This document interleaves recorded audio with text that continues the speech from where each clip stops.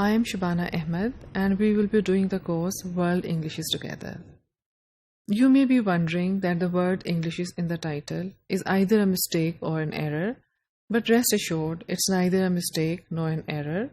The pluralization of the word English in the title symbolizes the large number of varieties that English has accrued as a result of its contact with divergent socio-linguistic contexts.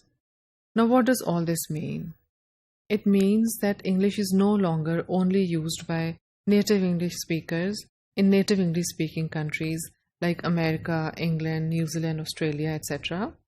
Now, English is also used by non-native English speakers in non-native English speaking countries for various professional, official, and educational purposes.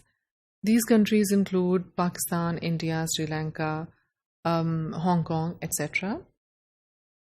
These distinct varieties of English are grouped together under the designation of World Englishes. The term was coined by Baraj B. Kachru, an Indian-American linguist, initially to refer to the institutionalized varieties of English. Now a word about the course.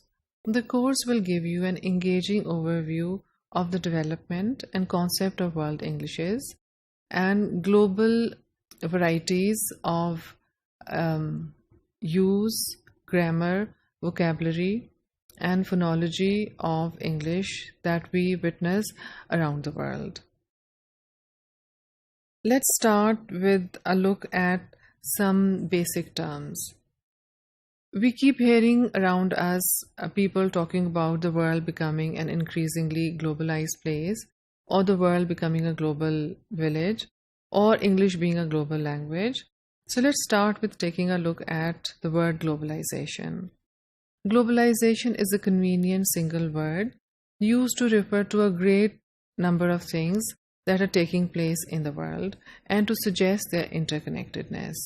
So, globalization can be defined as the interaction and integration among people, companies, and governments in different countries in the world.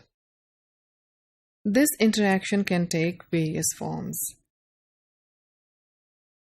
For example, political cooperation among countries with the hope that this kind of cooperation will help prevent disputes, or in case of a dispute will help resolve such disputes.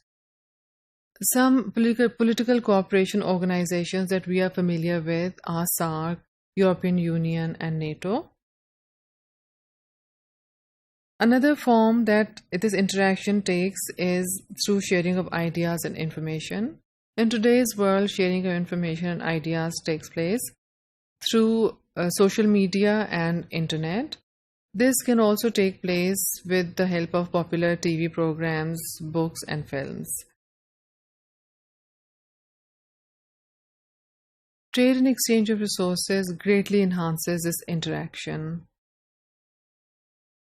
Countries like America sell their finished products and technology to countries which lack them. Similarly, developing countries sell their natural resources to developed countries which need them.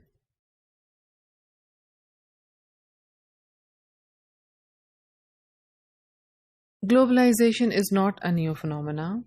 For thousands of years, countries and later corporations have been selling to and buying from countries in far-off lands. Similarly, for centuries, countries and later corporations have been investing in enterprises in foreign countries. For example, the famous Silk Route connected Central Asia. It ran through Central Asia and connected China with Europe for the purpose of trade and business. However, globalization has increased as a result of technological developments.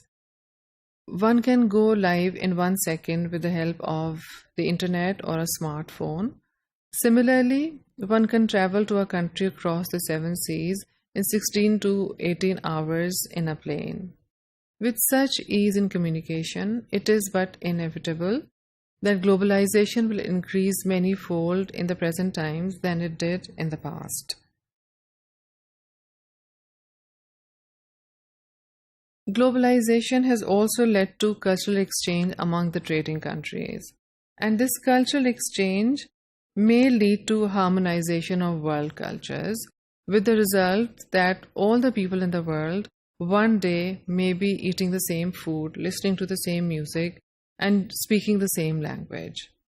One major consequence of globalization is the spread and interconnectedness of languages, particularly the English language, thus giving it the status of what we call the global language.